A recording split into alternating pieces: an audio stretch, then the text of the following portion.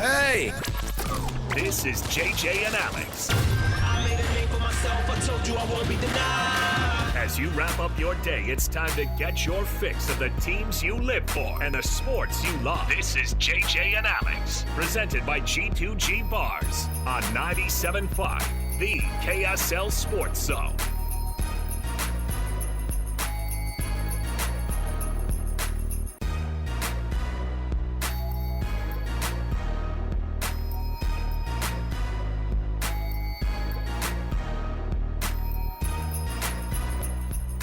All right, everyone, welcome on in. It's JJ and Alex. It's 97.5 the KSL Sports Zone. Happy Checks Notes Wednesday to you.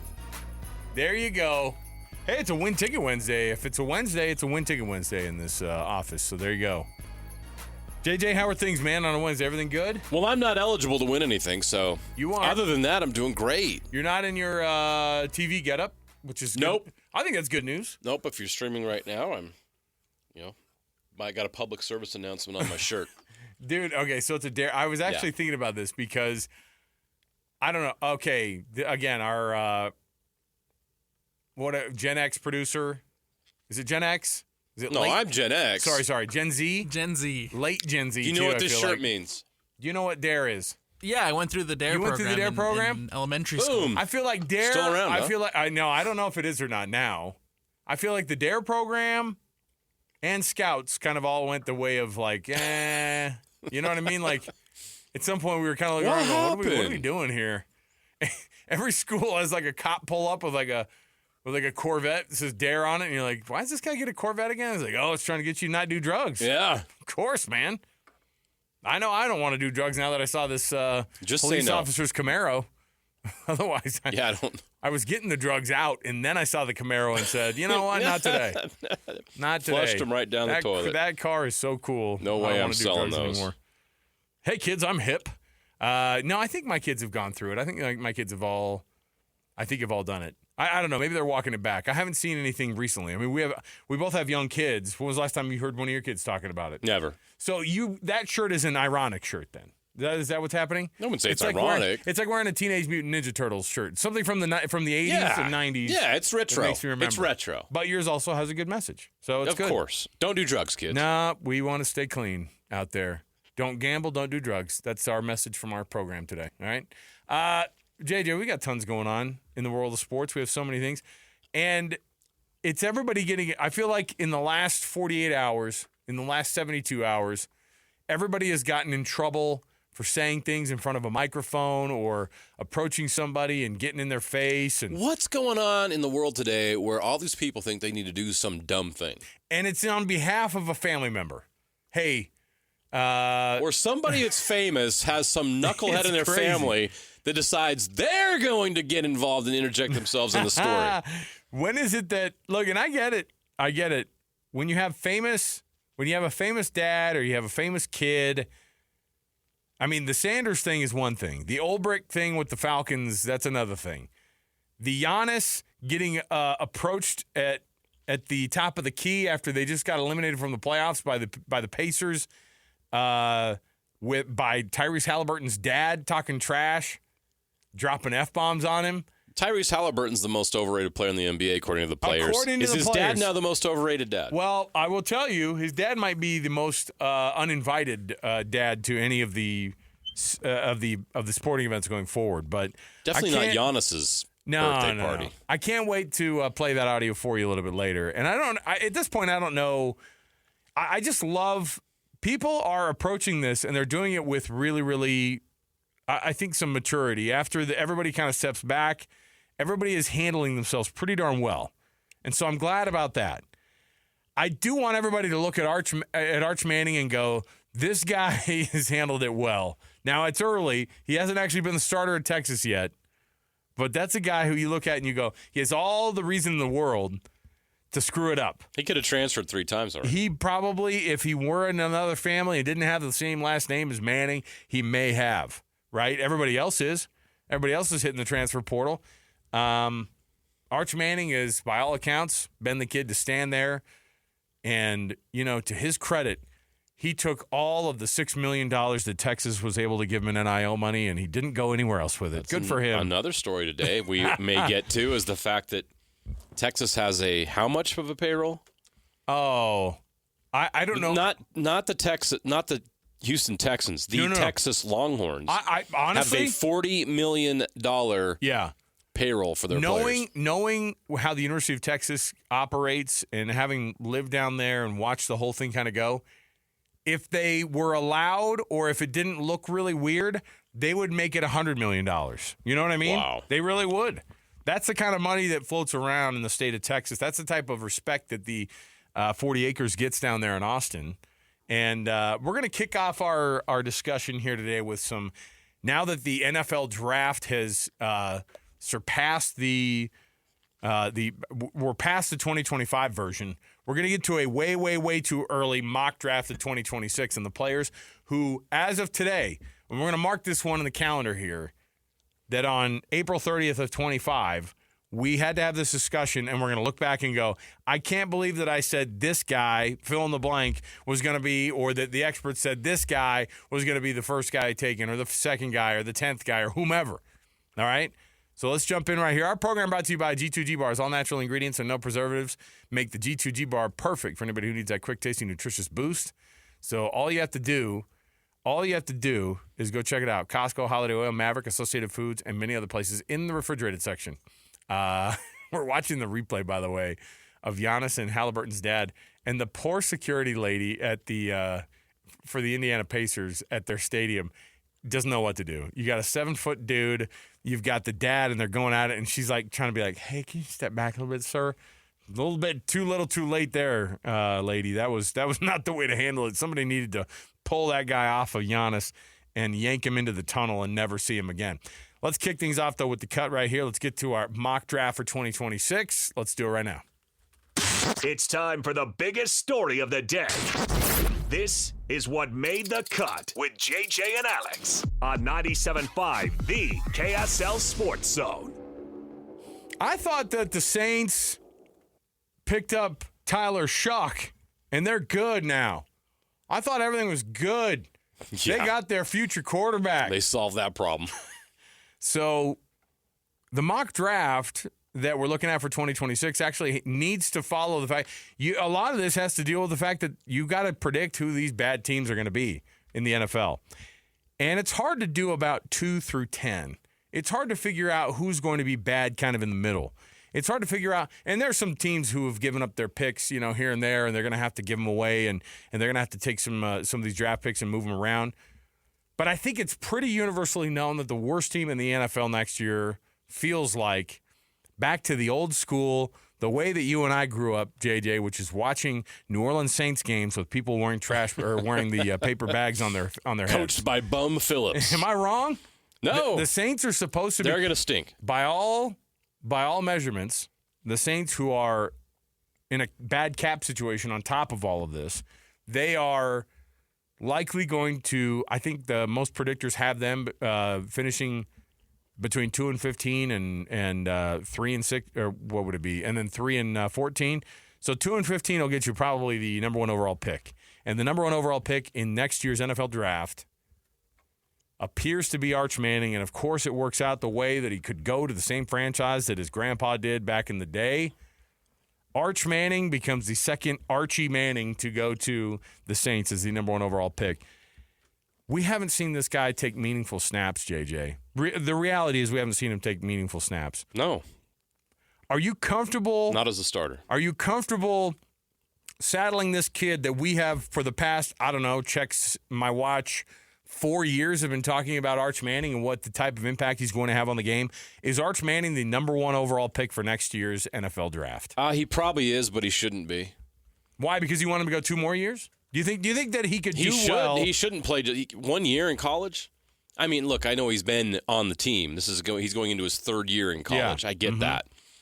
But being the starter, does he need more than 1 year before he's ready for the NFL? I think if his name is Aaron Jones from wherever, we're not talking about it. Right, you're right. And I think and that's unfortunate for him individually. I think the amount of pressure he must feel because of his name and who his grandfather is and who his uncles were, I can't imagine what it's like being in his shoes. I cannot imagine it. How he's dealt with the pressure so far is admirable and impressive. But now he's going to be the starter at Texas. And now he's got to be the starter in one of the most high-profile programs in the country. And it's not just like coming in when they're playing some FCS school or coming in, for one game for Quinn Ewers. They're expecting him to play every single game and every single snap and to lead them to a national championship, right? They've been to the semifinals the last 2 years. What's left for Texas to do at this point but win a national championship? Sure. And all that pressure is being placed on his shoulders. That's a lot.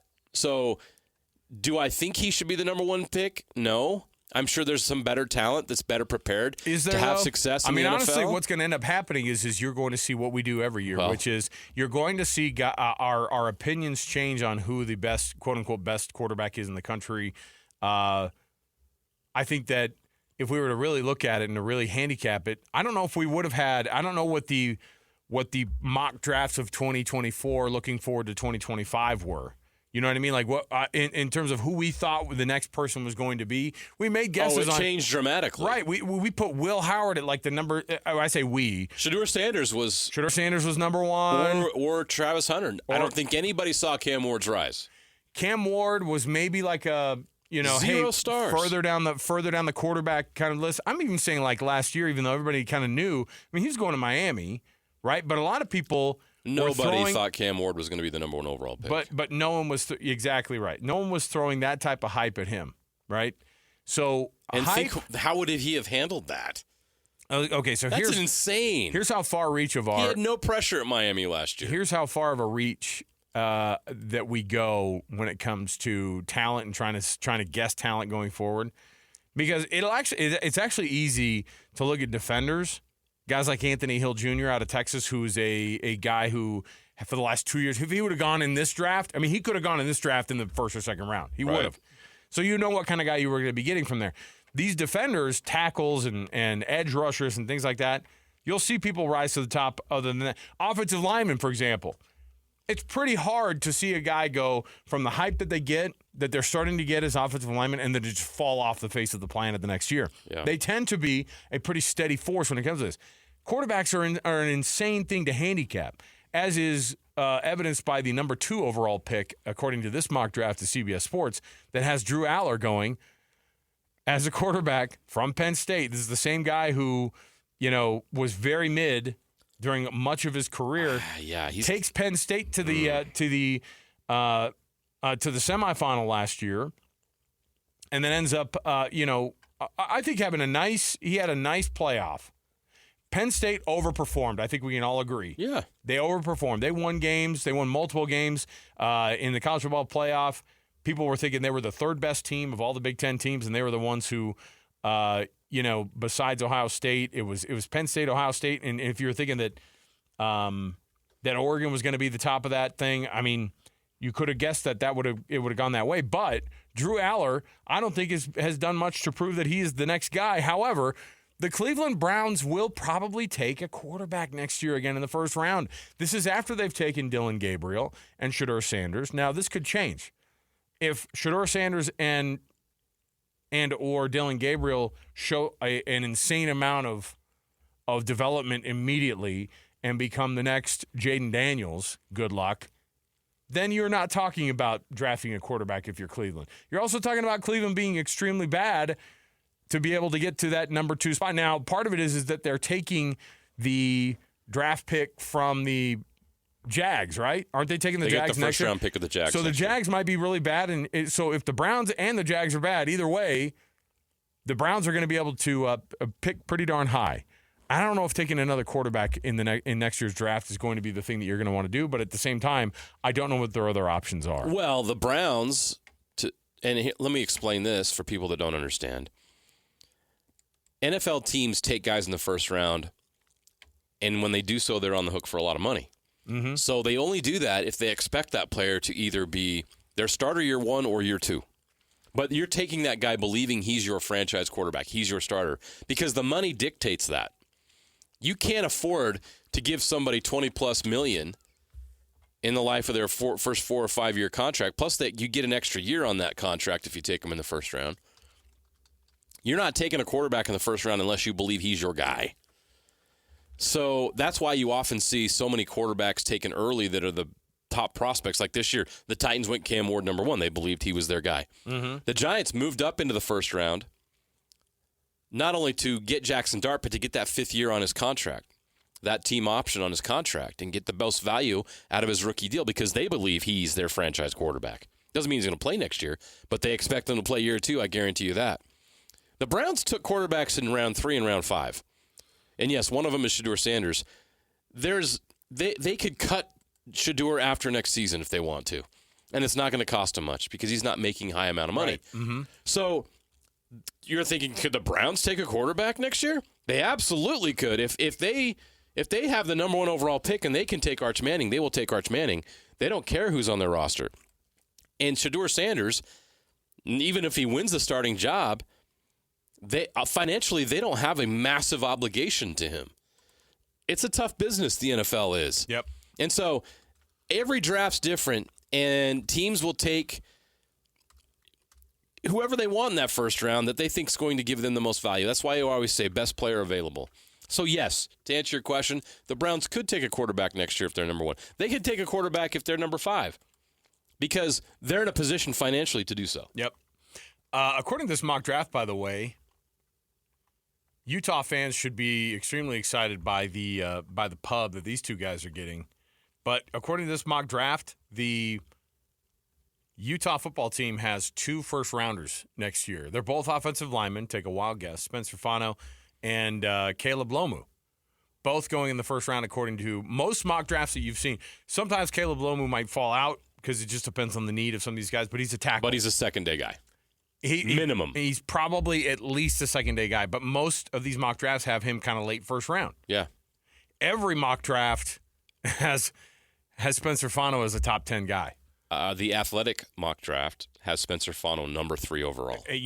He's probably, if he's on track, this guy is an All-American as a sophomore. He's the best year, offensive tackle in college football. and he could be that next. And everybody looks and goes, all right, we know what we're getting with a guy like Spencer Fano, an extremely athletic, like lean offensive tackle that can also put on some weight and is massive, is a superhuman when it comes to the athleticism. Am I naming all of the same type of characteristics that you see out of Penei Sewell? Yeah. I think that a lot of people look at that similar and they frame, see that similar exactly. athleticism. And the size and the weight are almost identical at this stage. It's hard not to make those comparisons, and then that has teams drooling. On top of the fact that he was already an All-American last year on a team that got 0 looks from nationally, he still was able to make those waves and have people go, look at this cat. He was an All-American on a 5-7 team. And Caleb Lomu, same thing. Upside is tremendous. Every NFL scout looks at this guy and goes, he's NFL ready. And you're going to look at a guy like Spencer Fano and a guy like Caleb Lomu, and I'm telling you, there's a reason why BYU fans are probably licking their chops from all the when all the rumors were flying around about the possibility of, hey, they're throwing the bag at Caleb Lomu and Smith Caleb Snowden. Lomu and Smith Snowden, and you go, did you say Caleb Lomu? It was almost like, I mean, look, you're talking about a first round NFL draft pick. So if that type of rumor doesn't get you going on both sides, you get pissed on both. You get pissed if you're a Utah fan. You get excited if you're a BYU fan. Even if there is tampering going on, I was like, however you get him, I don't care. Bring him in. Every fan is on the edge going, is that for real? So those are the 2 local guys who would be taken in the first round, and they're both from Utah. They're both offensive linemen, and it doesn't shock me at all. Mid-20s is what they have Caleb Lomu in most of these mock drafts, and then like I said, top 10 for Spencer Fano in almost every one of these. And I don't see that short of an injury. I don't see that moving at all, especially for Spencer Fano's grade. Fano can only go up from there. And that tells you how good Utah could be this year. Now, it could be, not will be. We learned our lesson last year. Plus, there's some question marks, especially at receiver now. They've got to shore up. But when you have 2 NFL offensive linemen, offensive tackles, you have a chance to be pretty darn good. You better take advantage of it. That's where I'm going. Is Utah has an opportunity to seize on here. They could be the surprise team in the Big 12 because they've got the talent where it matters most, and that's in the trenches. Although they need to find some defensive tackles, which is the strangest thing to me. We all know where their starting tackle is. He's in Provo. It's never been a problem for Utah, yeah. Speaking of that defensive tackle in Provo, the Athletic mock draft has Keanu Tanavasa in the first round. Oh, they do? They do, which I get and I understand and is interesting. And if so, it would be big for BYU to have a first-round pick after getting left out of the draft this year, which was a bit of a surprise. Oh, yeah. Well, I think Utah and BYU both are shocked by how things worked out from the draft standpoint. You had one guy taken from Caleb Utah, Lohner, that's it. And the one guy who you wouldn't have thought would have been guessed right, that. Of course. And a 7th-round guy and a tight end, and like I said, caught 4 passes last year. Wild. Guy caught 4 passes. I know they're all touchdowns, but a guy who catches 4 passes for you, and that's your one draft pick that you get. And I get it. There's a massive upside. That's all you need to know about the NFL draft, especially in the later rounds. Hey, if you're playing a power forward in college football, I don't know, and you're kind of a mid power forward in college football or college basketball, I don't know, think about making the switch over to tight end. At least put a combine tape together. Get with a trainer and just start training for the combine. And they're like, he played basketball, Bob. I mean, I'm telling you, people basketball player, tight end. Future Hall of Famer. He's got soft hands. You're like, what are we talking about? Mel Kiper Jr.'s over there. I can't believe no one took Caleb Lohner until the 7th round. Haven't they seen the talent here? What am I missing here? How long does Kiper do What am I missing? How long does Kiper do this, by the way? This is outrageous. Caleb Lohner's still on the board. We're in the 7th round. He's getting absolutely killed about the Shedeur Sanders thing. He should be. I don't know. Before we end this segment, that pissed me off. You know why it pissed me off? Because Mel Kiper Jr. knows better. Well, he was shilling for the Sanders family for some dumb reason. He's been covering how many drafts? He's made it about him. Remember what I just explained 10 minutes ago? That unless you're sold on a guy being your franchise quarterback, you're not taking him in the first round because of the financial obligations that you have to make to that player. That's why so many teams wait until the 3rd, 4th, 5th round to get value at quarterback. That's why we've seen so many good quarterbacks fall. Jalen Hurts wasn't a first-round pick. You can name half the quarterbacks in the league. They weren't first-round picks. Doesn't mean they couldn't play, but they had certain things that teams didn't think were going to make them a franchise quarterback. Good for them for proving it wrong. Shedeur Sanders is in that same mold. Shedeur Sanders could go on to be the starting quarterback for the Browns for 15 years, and that would be great, and I'd be happy for him. But he wasn't a franchise quarterback based on the grades that the NFL had for him, and he didn't conduct himself in a professional manner throughout the entire draft process, from the Senior Bowl to the Combine to in-person interviews. Mel Kiper Jr. knew all of that, and he still pulled that stunt he made on draft day. I can't believe this. Like, what was that about? Did you see how pissed Reese Davis was about the whole thing? He should have been, because Reese knows what. He's like, what are you doing, man? How many times do we have to explain this? You've been doing this for 40 years. Stop tripling down on this. Come on, man. Let it go. I love it. He's like, Reese, you know better than that. And it's like, no, he actually Mel, landed, you know better than that. He landed on the one team that has a massive void at quarterback that he could actually fill as a rookie. There's no other team in the league where Shedeur Sanders could compete for the starting job. None, except for Cleveland. And that's where he landed. He's in a perfect spot. It just happened to be in the 5th round. All right, listen. And then next year they're going to take another quarterback. So that's how the NFL works. No one cares. Everybody moves on. If you don't work out, if you're not good, it doesn't work out. You don't get the boost of your dad being an awesome Hall of Famer. It's the best of the best. They don't have time for you. If it's not going to work out, it's not going to work out. They don't care who you are, what your name is, and what you've done. They don't care.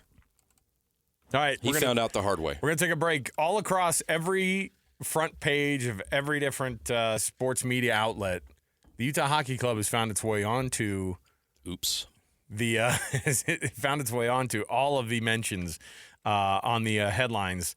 Not for the best reasons possible, but maybe at some point the worst kept secret is going to end up being the announcement that's made, but the leak or the apparent leak, or did they hint? Who knows? We're going to talk about it next. Plus, on top of that, what the Delta Center is going to do renovation-wise and what we're looking at when it comes to some of the changes that are going to be made around the Delta Center and everything downtown to make this this sports downtown situation here in Salt Lake City an even better deal going forward. Stay with us.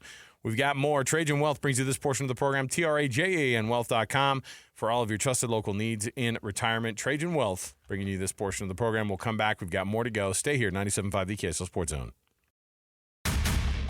Your home for the best coverage of the Jazz, Utes, and Cougars is right here on The Zone.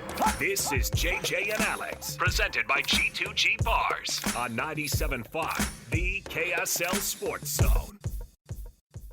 Welcome back. JJ and Alex, 97.5, the KSL Sports Zone. If you're the Milwaukee Bucks, as I'm thinking a little bit more about this,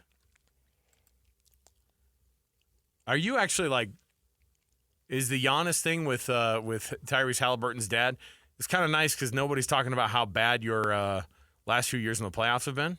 I mean, they are. Oh, it's certainly almost takes a little bit of the edge off. Soften that blow for sure. Nobody's talking. No, I mean, everyone's talking about the incident. 3 first-round exits in the last 3 years in a row. You're right. What we should be talking about is the collapse of the Bucks. I mean, this is it, right? They can't roll it back. Dame's out for next year. He's got 9 to 12 months of rehab. Big game hunting, right? Giannis, that's all they have. They have no picks until like 2031 or something like that. Does Giannis? I mean, is Giannis interesting to everybody? Yes. So he'd be interesting to everybody. He's an MVP in his prime. He has a title. Yeah. Yeah. What would the only issue is he's the most expensive player in the league. He is. The last year of his contract is approaching that $80 million number, which is wild to even think about. Right? He'll be 30 when he'll still be 30 when the season starts next season. Wow. Yeah, he's got a lot of years left. 5 or 6, right? At a high level, I would think so. Yeah, good basketball. Well, big game hunting, hoping for it. We'll talk about it a little bit later. We'll actually let you hear the sound of what he talked about, what Tyrese Halliburton talked about. Crazy stuff. Hey, on Monday, it's not a holiday, but it might as well be because it's a Minky Monday on the Zone. Tune in all day on May 5th. That's this coming Monday to win Minky Couture blankets all day long. The original classy blanket is the Minky Couture. It makes a perfect Mother's Day gift. All of the KSL Sports Zone listeners get 50% off with the code ZONE50. Don't miss Minky Monday coming up on Monday on this very station, 97.5 the KSL Sports Zone. All right. SEG has started up. If you go over to KSLSports.com, you can read the article that Cole Bagley, our Utah Hockey Club insider for KSL Sports, posted about what the inside of the stadium is starting to look like when it comes to renovations. I don't exactly know how it works and why it's a multi-year situation. Are they digging the floor down further? Are they raising it up further? They're raising it up 2 feet. Okay. And why is it a multi-year thing then? So is it like 6 inches this year, 6 inches next year? So they only have like 3-4 months, right? Right. They have to have everything done Short by window. October. Right. So they have to do it in phases. So the first phase this year is going to be raising that floor, and then they're going to put in that what's the best way to describe it? Like the seating, this state-of-the-art seating that they can actually move in and out. I think this has never been done in an arena before, where they can push this stuff out to the basketball standards, but then pull it back out for hockey. No, they did it at my junior high. It's those stands that you can pull in and out, right? Is that what you're talking about? Yes, those. The custodian had to pull out. Get the janitor to turn the key and they would come out? Yes. We had that in my school. So this isn't new, all right? So the lower level is going to be the first year, and then the next year they've got to work on the sight lines in the upper bowl. They've also got to transform the front of the building. They're going to put a new entrance out in the front that's east-facing. So I guess they have this geometry, I guess is the word you would use, the 12-foot variance in elevation between rink and court. So if you've looked at a hockey rink is and a basketball court, right. Hockey's almost twice as big. And so Right. where the nets are in hockey is way farther back than where the basketball hoops are, stanchions yeah. are. So they have somebody who's invented a system that actually can move back and forth that 12-foot variance. It's going to be fascinating, and it's never been done. So it's a retractable seating system. Retractable seating system. Yeah, because they want to That's what we're looking maintain. Are they going to make any? Are they making any differences to? Like, is there going to be? Are they making any changes to some of the premium seating? Are they going to be able to put? Are they going to be putting more suites in?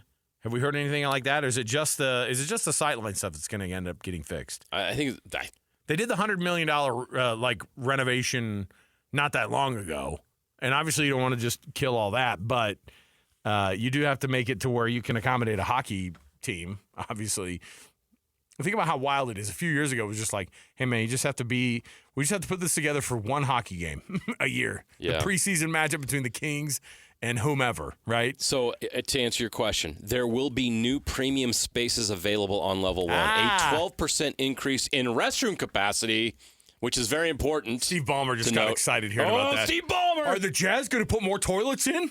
I'm excited. Whoa! Whoa!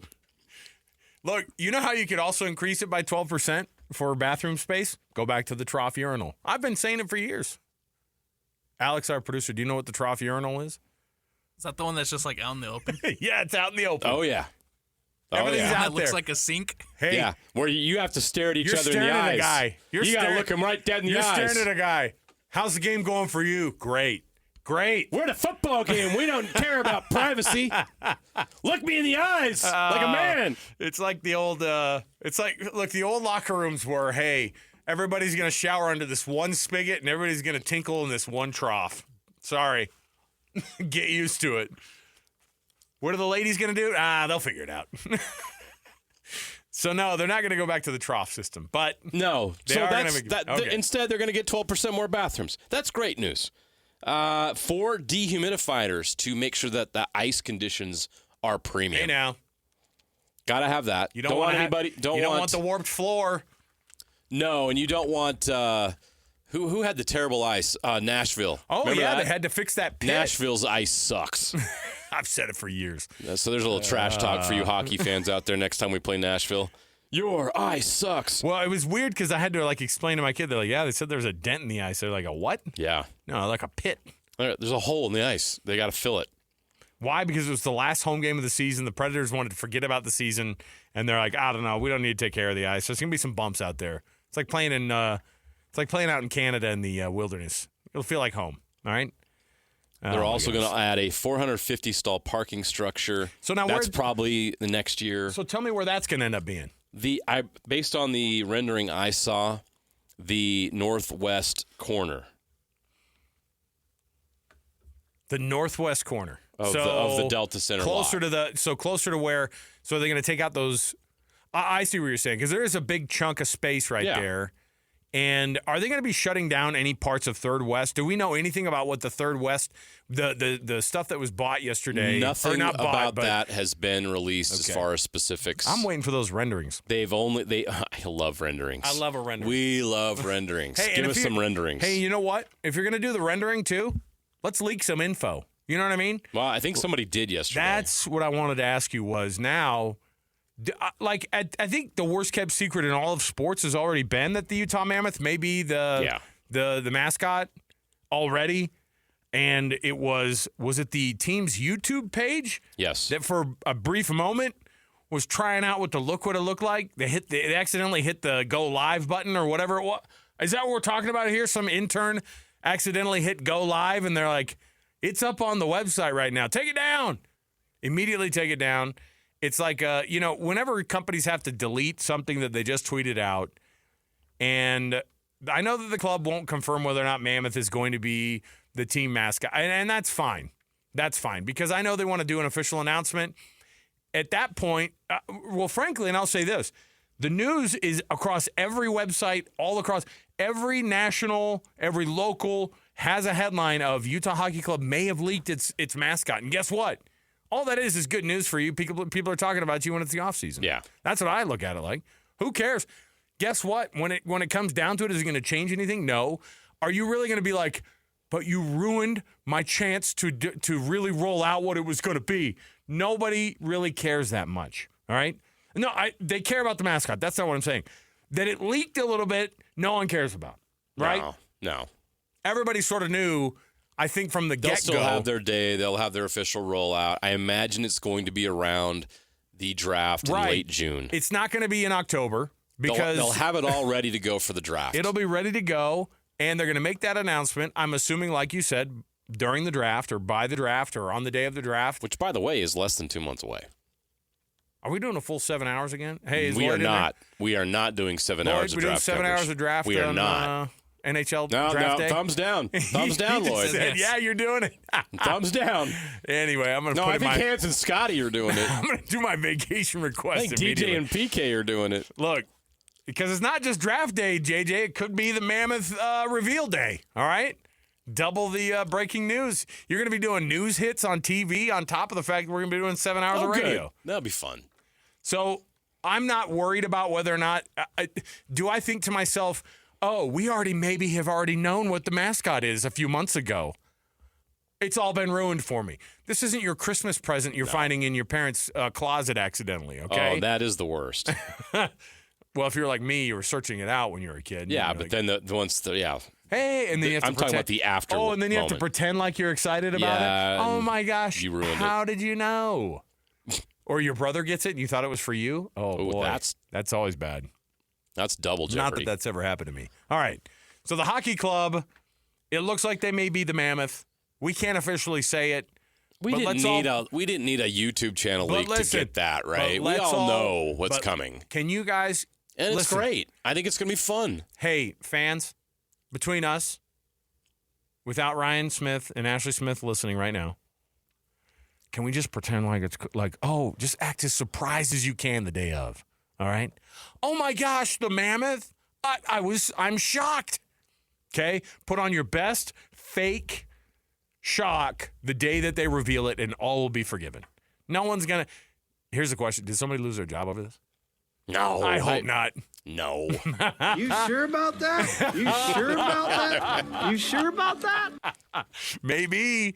Could have been. They didn't lose their job, but they're definitely not on the turbo team. Yeah. All right, we're going to take a break. We'll come back. When we return, we've got a Would You Rather. I've got something for JJ today. And you can play right along also at home. It's going to be one that's going to test JJ for sure. So stay right here. More to go. 97.5, the KSL Sports Zone. Listen, everybody. Real-life hypotheticals to get your brain churning. As JJ and Alex ask, would you rather?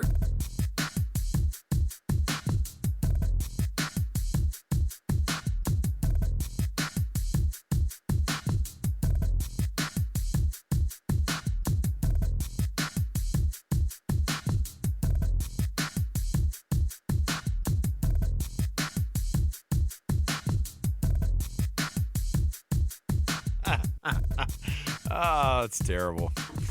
Oh. Our communal urinal conversation from before just turned weird because we found that video of that guy who thought that it was the place where you wash your hands. One of the great viral moments of all time. No can do. The American in Belgium. Thinking that the urinal trough was the place to wash your hands. And he asked the reporter in full, Southern English. He's on TV. This isn't a urinal, is it? He was on TV doing that. And she's like, oh, yeah, I think it is. And he's like, oh, man. What the heck is that guy doing in Belgium anyway? I traveled all the way across the world for this. Cowboys in Belgium Come on, don't man. mix. Yeah. He should have known. Smoking a pancake? Hey, JJ, it's that time of the day for us to do some Would You Rather. I'd rather not. But before we get into it, do you believe in karma? We're still trying to push everybody over to KSLSports.com, get you donating some money to Intermountain Primary Children's Hospital. And the way that you do it is it's our KSL Sports 2-for-1. $2 of a donation is going to get you one karma point for the Jazz to be able to win that number one overall pick. All you have to do is go to KSLSports.com, donate that $2 today. It's our KSL Sports 2-for-1. And thank you so much to all of those people who have been participating in this. because they get it. They're donating, and it's not just because of the 2-for-1 situation to possibly land that number 1 pick. It's also because we love the folks at Intermountain Primary Children's Hospital, and making those donations always feels good. So there you go. Go over to KSLSports.com today. All right, JJ, I've got one for you. This is going to be, and I want you to, and it's hard to, but I need you to put on your objective, non-fan of anything. Now, this no problem. I'm a pro. You're a pro. However, when I bring this up, there are going to be some things you're going to have to really kind of swallow hard and go. Well, you okay, always try to get me to a Sophie's Choice situation, right? So let's see where this goes. Yeah, but this is okay. So this is. I'm going to give you a sports logo of a professional team anywhere in sports. I like that. And you tell me the best one. Okay? All right. The Green Bay Packer or the Dallas Cowboys? Cowboys. The Cowboys or the Toronto Maple Leafs? Ooh, the Leafs. The Leafs or the Chicago Cubs? Still going with the Leafs. I would say this is logo. The Cubs logo is very recognizable. It's really not that. Yeah, there's there's Cubs fans, but I don't think a lot of casuals are like, oh, man, I want Cubs gear. Leafs gear is really cool. Yeah, I agree. Leafs gear, the Toronto Maple Leafs, or the New Zealand All Blacks. Ooh, All Blacks. I mean, yeah, it's cool. not like we're rugby people. You know what I mean? But that full, I would trade Leafs gear for All Blacks. Absolutely. The All Blacks or the Detroit Red Wings. So Detroit, the winged wheel. It's kind of unbeatable in a lot of ways. I'm going to go Red Wings. Red Wings or Red Sox? Red Wings. Red Wings or Dodgers? Still Red Wings. Okay, how about Red Wings or Flyers? Still Red Wings. Okay. Red Wings or the New York Giants? Red Wings. Red Wings or... I'm thinking of Cameron from Ferris Bueller's Day Off right now. I know. Did you know that jersey actually was Gordie Howe's in the shooting of that movie? That's so cool. Gordie Howe let them use one of his game-used jerseys. Oh, man, that's cool. Yeah, he's wearing that Gordie Howe jersey. That movie's so old that Gordie Howe had just retired when they made that movie. Land, let my Cameron go. So we got the Red Wings or, how about this one, Manchester United? Ooh, like so. You don't really picture it in your head, I guess. I just can't picture any Manchester gear. Right? Now hold on a minute though, because the crest is very popular. But now look, when it comes to Alex is staring me down. I know, but I think one of the they got a very recognizable crest. I think one of the coolest soccer ones, if we're talking soccer, is the Tottenham Hotspur. You got that rooster on top of the ball. Oh, just because you don't like him. He's incredulous. It's because he has no ability. Debate him now. Because Leicester is like his club, and he can't forget about it. See, I told you to be neutral. Okay? The Chicago Bears or the Detroit Red Wings? Bears, actually. Is it the C or is it the bear? Blue. The combination of the C and the navy colors blue matter. The colors matter. With that orange is really, really nice. Okay? So the Chicago Bear or the New York Yankee? It pains me to say this because I'm not a Yankees fan, but the Yankees look is as classic as it gets. Unbeatable. The NY, the pinstripe, again, the navy blue. Yeah. The navy blue I'm a sucker for. I agree. Yankees, and is Lloyd in the room? Okay. So I don't want Lloyd to hear this because I don't want him to have the gratification. But I think the Raiders look. Oh, Raiders. The silver and black. Listen. Okay, he's about to walk in the room now, so I'm not going to say anything about it. He probably knew it. Yankees. Even though I'm not a fan. All right. The Yankees logo, pretty classic. The whole look. Have they considered? The whole look is just classic. Yeah. Have they considered 100% cotton jersey, though? That's a Seinfeld reference. That's a Costanza move. They can't move in the all cotton. Well done. They're not breathing in the all cotton. The 100% cotton.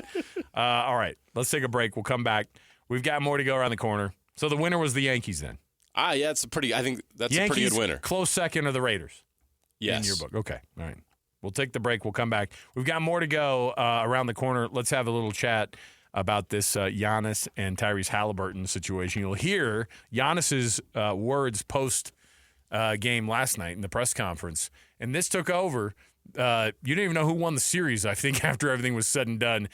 because this one took over everything. So we'll get to that. You'll hear the sound from Tyrese Halliburton, from Giannis, about the whole situation with Halliburton's dad coming onto the court after the game. So stay with us. More to go. 97.5, the KSL Sports Zone. Accessing. When TV and radio collide. Love it. This is what you get. You're listening to JJ and Alex, presented by G2G Bars. Don't touch that dial. On 97.5, the KSL Sports Zone. All right, everybody, welcome back. This song's appropriate because we are men at work currently. We are technically at work. We're in the middle of work right now. What Forgot the heck? to put my hard hat on. Traveling in a fried out combi. I always love that. Traveling in a fried out combi. When you're a kid, you're like, I don't know. I think they're speaking a different language. Men at work are from some European country that I'm not familiar with. I'm traveling in a fried out combi. I have the lyrics in front of me. What do you think they're saying? A fried out combi. What's that? A combi's like a truck, like a van. Yeah. Yeah, traveling in a fried out combi. Yeah. On a hippie trail. Head full of zombie. Yeah. That's terrible. That is so bad. Because what else do you have to rhyme with combi? You're like, I don't know, man. We got to make zombie You work gotta throw here, zombie boys. in there. It's like cornering yourself with the word orange. I don't know. We gotta rhyme something with it. Let's go. I met a strange lady. She made me nervous. She took me in and gave me breakfast. What the heck? Yeah. And she said, "Do you come from a land down under?" Yeah, it's where women glow and men plunder. Nobody knows what this means. But you know what? Iconic. And you know what it is too? That was because I had all the Billboard top 10 CDs growing up. Like every top 10 from all of the from 1980 all the way to 1989. And this was like in 1981. It was on the 1981 CD, and it was, I think, number 3 or 4 or whatever. The track number it was the number that it was ranked basically that year. I'm still going through these lyrics, and they're so bad. No, you'll I end up. come from a land down under where beer does flow and men chunder. Yeah, I chunder all the time. I'm chundering right now from you Like they reading tell a these story lyrics. about the guy they met in Brussels, the guy from Bombay. Yeah, it's They worked Vegemite sandwich in there.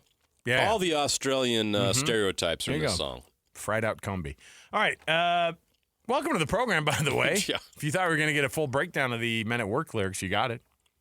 Welcome. I could go on. No, thank you. All right. Our program brought to you by Maybe G2G tomorrow. Bars. G2G Bar, thankfully, hasn't come out with a Vegemite flavor yet. Don't do it.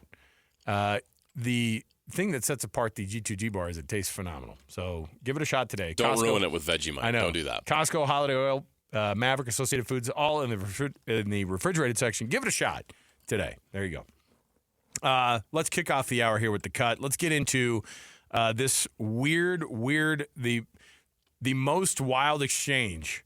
And again, it caps a full week of dads and sons making the news in sports. And this was pinnacle for me. But let's kick it off here. The cut right here, top of the hour. It's time for the biggest story of the day. This is what made the cut with JJ and Alex on 97.5, the KSL Sports Zone. And of course, this portion of the program brought to you by your friendly Doug Smith dealers in American Fork, Spanish Fork, and now in Linden, where you can find their Kia dealership. And of course, the brand new Mitsubishi brand underneath the umbrella of all the Doug brands, and nobody knows cars like Doug, so give it a shot. Hey, think about all the talk between father and son about the Prime and Shador and Shiloh and the Sanders family and whether or not dad ruined it for son and all that stuff that went on with the draft. Then go to the draft and you've got Jeff Ulbrich's son ruining it for his dad. Going through his iPad, stealing all his phone numbers. A $350,000 mistake. So $250,000 for the Falcons, thank you very much. Now $100,000 for Jeff Ulbrich personally. That's enough to get you mad at your kid, right? Yeah. So Ulbrich makes about $1.8 million. Oh. Which means that's a 6% cut in pay, basically. That's not insignificant, okay? I want you to think guess about. they're not getting a pool at the Ulbrich home this summer.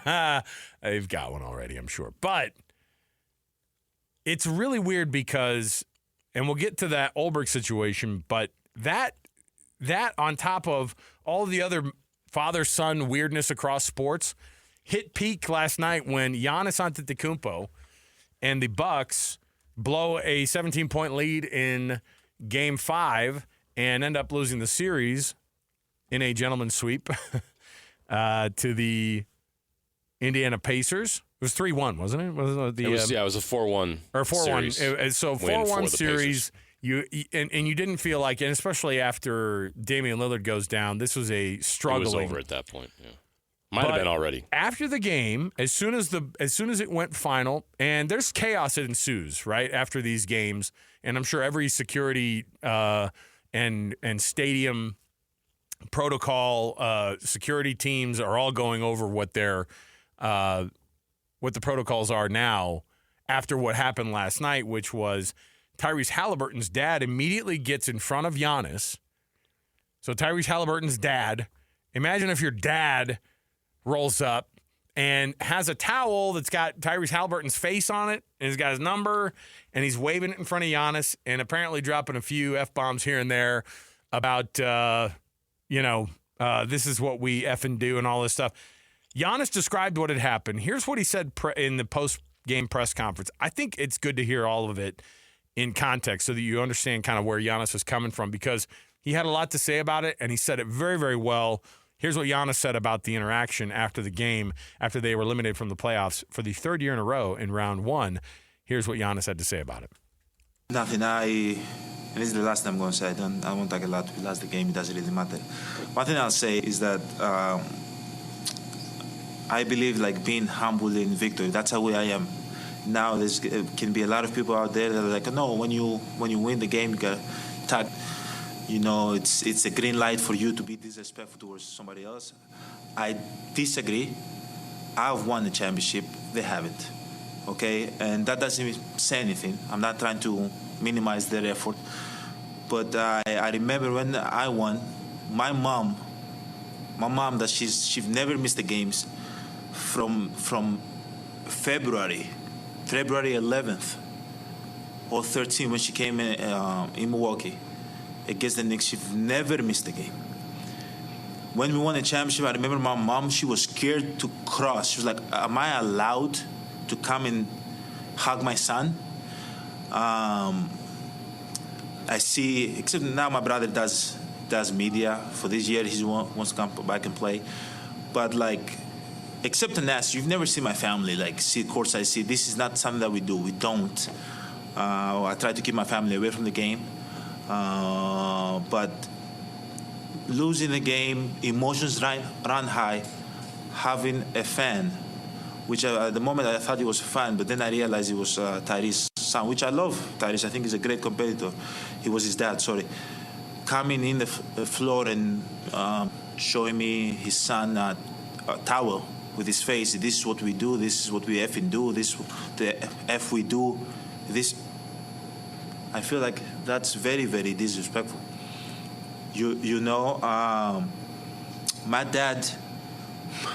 My dad, if you guys go and ask and learn, my dad's not with us no more.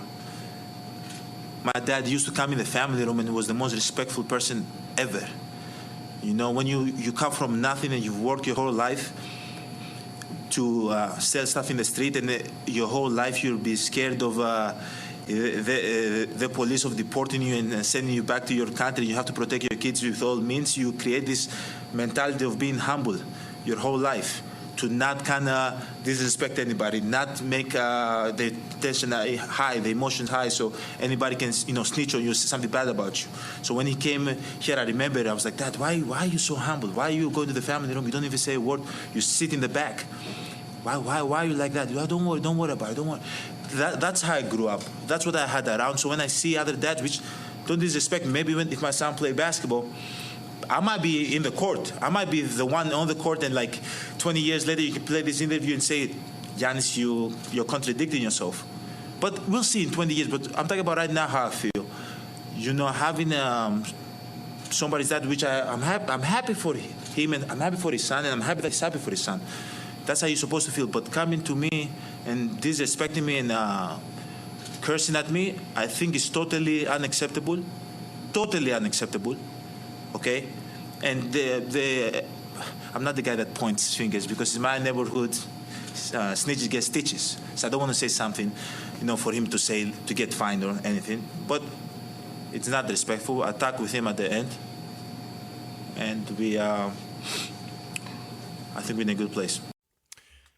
Weird moment. Protocols are going to get looked at, right?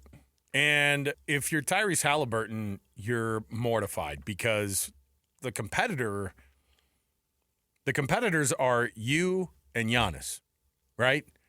It was a super weird moment because then players from both sides are like, "Hey, everybody on both sides of that rivalry or whatever, and it has been a rivalry. I mean, these are two teams that there's not a lot of love lost, right? Yeah, no. But I don't think anybody in the whole freaking league looks at Giannis and goes, "What a bad dude," right? On top of the fact that they don't look at him and they go, "That guy's not a very good basketball player." Of course, he's one of the best on the planet still. He's an MVP. He's a world champion. And it's weird because both teams went out there, and I think they were all confused, like, what is going on right now? And people are looking and they go, Is that Tyrese's dad?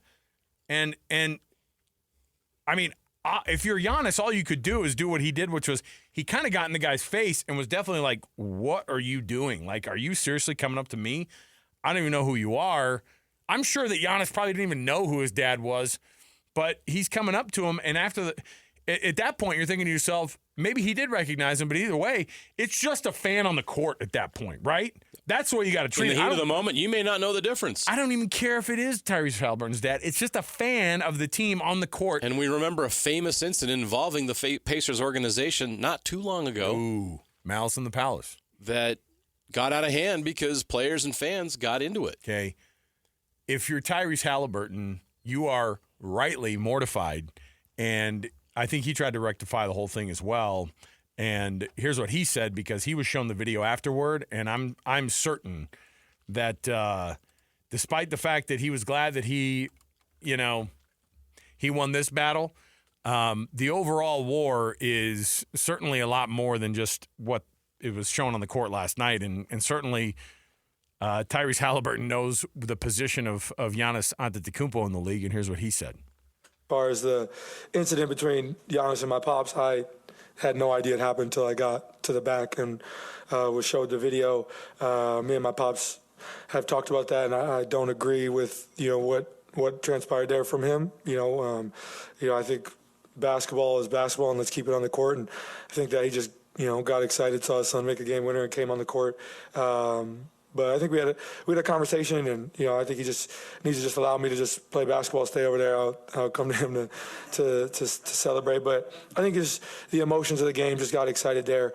But I talked with him. I'll talk with Giannis eventually about it. Just I don't think that my pops was in the right at all there, and unfortunate what happened in the end there. But I mean, this series was a lot of war of words, a lot of war of antics, a lot of stuff going back and forth, and that's just part of this rivalry and what we've built here over the last couple of years. And it's unfortunate what happened there, but I think it's just competition. And as far as my pops, again, I don't agree what happened there. We'll have a conversation. Everybody's grown men, and we'll just go from there. But only two of the people are actual players, right? Your dad can disagree with you all you want. It's not a we don't see eye to eye on what happened there after the game. It was like, no. There's one conversation you have to have with your dad. And I know that maybe people have different relationships with their dads. I get it. But when it's one thing to be like, hey, my dad would come to my games, and he was in a different space. Like he would walk around the field. Everybody else would be in the stands or whatever. He would walk around the edge on the fence, and I could always find where he was, right? Yeah. You know what would never happen is my dad coming on the field and doing anything. Well, that should never happen. And, Alex, it's a bigger conversation that we should have about sports and how we conduct ourselves at sporting events, because what we saw last night in an NBA game happens all the time in youth sports, in high school sports. I've unfortunately been around and seen stuff like this happen all the time where a parent gets involved in what's going on the playing surface, goes after an official, goes after a referee, goes after another parent, goes after a kid. I've seen that too. Oh, yeah. And last night, we just saw it on a bigger stage. Yeah. But this is a problem in our country where we're as adults, we're getting too caught up in these things, and there's got to be more restraint. There's got to be more respect. There's got to be a way we conduct ourselves and get back to conducting ourselves in a more level-handed manner. We've got to be able to control our emotions. These are just games. And I understand the NBA level. It's a little bit more than a game. It's a profession. There's a lot at stake. There's a lot of money on the line, all that. Still doesn't give Mr. Halliburton a right to walk from the stands onto the court and taunt one of the greatest players on the planet on the court after an emotional loss. And on top of that could have got ugly bad. It could have. And if it was somebody else, flip a coin, it could have been any number of players in the league that would have. What if he goes up to Draymond Green and does that? He would have gotten. Would Draymond Green have hit him? 100%. And you know what he would have done? Some guy came on the floor, and I just was defending myself, and we would all look at it and go, "Yeah, I'm actually okay with it." That guy didn't belong there. Of all the times you've punched a guy, Draymond, or kicked a guy in the crotch, I would have been okay with it. I don't care who you are. If you're not a player or a coach, you don't belong on there. You know, me you and my don't pops, belong on the court. We don't see eye to eye how that thing went down. Is like, no. The conversation is, you can't do that. Hey, Dad, I can't invite you to the game anymore. You embarrassed me. The organization has asked me that you sit in the suite removed from the floor. If you're lucky to have that. Control your emotions, you can't come to the game. Like, I hate this idea of a guy thinking that he's bigger, like he's part of the team. That's a problem. I can't stand that. I can't It's stand an entitlement. It is what I look, he's his dad. We're all dads. We get it. We understand that part of it. And I'm sure he's embarrassed today about what he did. I hope he is. And I'm sure his son talked to him. I'm sure the Pacers organization talked to him. It's because he loves his kid so much, JJ. But this happens too much. And I don't know, did this happen 30 years ago? Were parents this involved 30 years ago? I work in the media. I work in TV news. Like, it feels like every month we have a video pop up of parents behaving badly at sporting events. Yeah. It's a problem. Mm-hmm.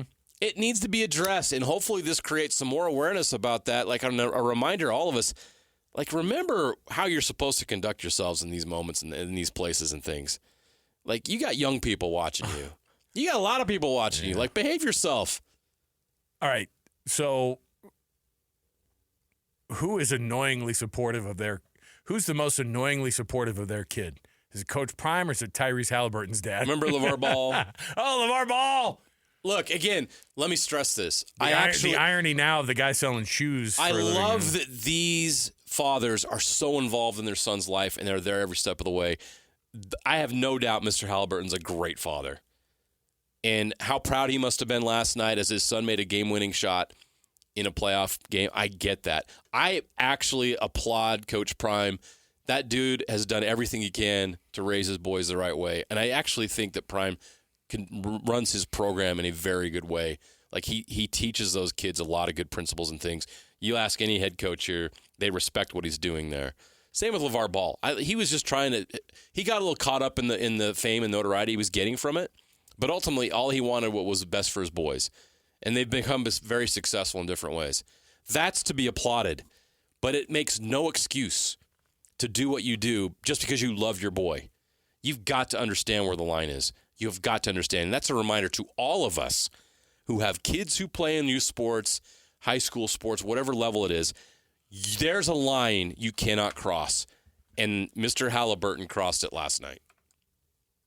Look, there's a lot of, again, this is the second day in a row I've mentioned Jackson Mahomes, but in terms of annoying family members, like, come on. Right. You know what I mean? You got to rein it in. Come on. You're embarrassing your family. Stop it. And it's unfortunate, too, because if you're Tyrese Halliburton, you're like, okay, I guess we got to have a meeting about this. Dad, I don't know if you remember this, but, like, this is the NBA guy. I love you, but 2 million people watched you act like a fool on national television. Yeah, you kind of embarrass, and I know that you're looking at it like it's the translation for you that shows that your love for me. I get it. Let's step it up even further, and let's show some respect for the guys that I compete against.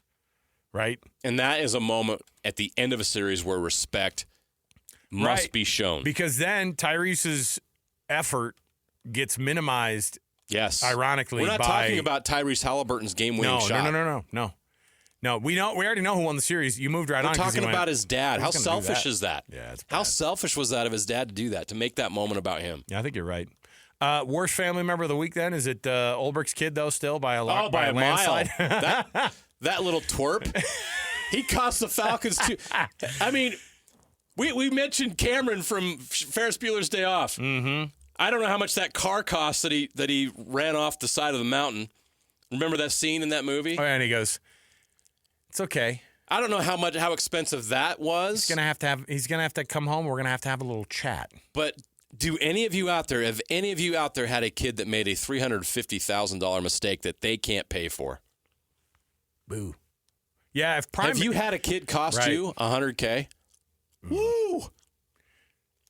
Actually, that's tough. I've got a lot of kids. I think that's about how much they cost me every day. Have you ever had a kid do something so stupid it cost you $100K? No. At one fell swoop?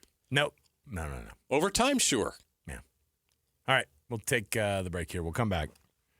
We'll jam a little bit when we do return about these NHL playoffs as they continue here, and you've got some eliminations. You've got some teams who are still alive. We're going to see how this thing goes. Oh, man, the Golden Knights could end up winning this thing and avoiding disaster in that first round. But how about the Oilers? We've got tons to get through here. Yeah, 3 in a row now for Edmonton. Impressive. 3 in a row for the Golden Knights. It's crazy. All right, we'll come back. We've got more to go. Stay with us. 97.5 The KSL Sports Zone. Ladies and gentlemen, the biggest name. You're locked into JJ and Alex. With the insight and analysis on the teams you can't live without. Presented by G2G Bars. This is 97.5, the KSL Sports Zone. Daily dose of Yacht Rock here. Little Hall Notes. Private eyes, they're watching you. Listen. Do we need to break down these lyrics? No, please don't. No, please don't. Good tune, though.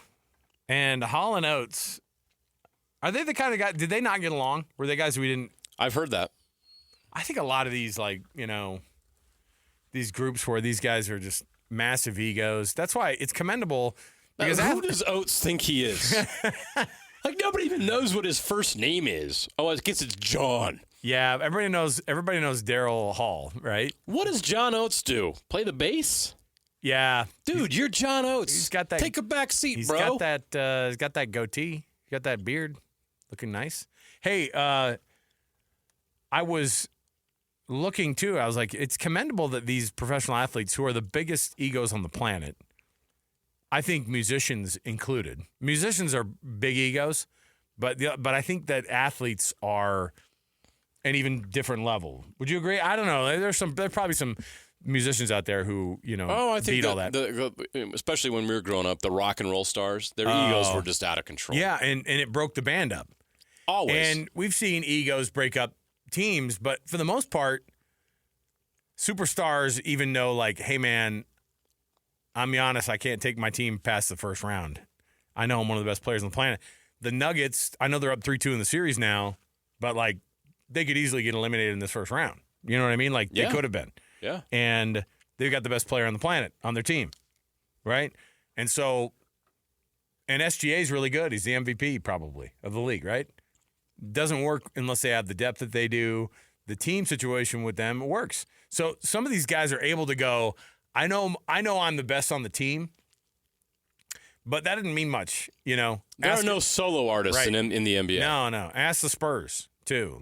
You get the best player, the rookie of the year the last 2 years, mm-hmm. and you're still not there. You'll get there. Watch them get the next rookie of the year. I'm you're so preparing cynical. myself for this. You're so cynical. We're trying to tell people to come donate money to Primary Children's Hospital for good vibes, and you're all, it's not going to happen, you guys. You're ruining it for me, man. Well, Greg Popovich is going through a lot right now. That whole organization is, but one of the things they are going through is a full makeover, and they're probably going to be really freaking good in the next 3 years, right? Yes. You talk about the Jazz looking at that Thunder as a copy like what you want to copycat going forward. And the reality is the Spurs are the next version of that, not the Jazz, right? We talk about whatever year the rebuild that the Spurs are in. The Jazz are 3 years behind. If you're looking them. up right now, who are the teams in the West that the Jazz are looking up at? It's everybody. The Rockets, the Thunder. Luka now at the Lakers creates that situation. I still the Timberwolves as long as they've got Anthony Edwards, and Anthony Edwards is still young. Their upside is tremendous. And, of course, the Spurs. The Blazers actually are starting to build something, too. So there's those are the teams that the Jazz are now looking at saying, just further how do along we in the get rebuild? ahead of what those guys are doing? It's going to be tough. But that's what's hard for me, and we'll get to the NHL in a second. I was just thinking about this, how we have this traditional thought as to how rebuilds go, right? When we're in year something of the rebuild, right? And we're relying on those timelines. Like there's one single mold of how to do a rebuild, right. and this is the stage where it's at right now. Ask the Pistons. Just go from winning 14 games last year to being a 50 game. They won 31 games in 2 years. Right. And they didn't win the lottery either year. Right. And they've won the last 2 games they've won 2 games at Madison Square Garden here in the offseason this year. And they should have, this thing should be 3-2 in their favor, to be honest. Right? How bad is Cat, by the way, in New York? I've never been a fan of him. I mean, he was with the Timberwolves forever. Yeah. And they were never good until they drafted Anthony Edwards. If Cat is what he claims to be and thinks he is, the Timberwolves should have won a lot more with him on the roster. And they saw him as expendable. And he is. The Timberwolves aren't any worse than they were last year without him. What's a bigger disappointment for you? If the Nuggets were, and the Nuggets are up 3-2 now in their series, if the Nuggets were to lose their playoff series, if the Knicks were to lose their playoff series, or the Lakers were to lose their playoff series, and the Lakers are on the brink, obviously, what's the biggest disappointment? It's the Nuggets. Because they have Giannis. They have Jokic. They have the best player in the league. Yeah, but the Lakers are the 3 seed. The Lakers are the 3 seed, Yeah, and they've got Timberwolves. LeBron and friggin' Luka, man. But Luke Doncic. You know basketball. You know what the Timberwolves are and what they have. And the fact that they're a 6 seed and the Lakers are a 3 seed is kind of weird. The Knicks, in my opinion, are dramatic overachievers. I love Jalen Brunson, and he's a great story. But he was a second-round pick for a reason. And can you win an NBA championship if your best player is 6'2"? I don't know, and I don't think he's 6'2". I love him. You're such a heightist, dude. I love him. I am. You're a heightist. I'm gonna get canceled now. Very heightist of you. But so that's why my answer is the Nuggets, because they have the MVP. They have Jokic, and they have Jamal Murray, and they have Aaron Gordon, and they have Michael Porter Jr.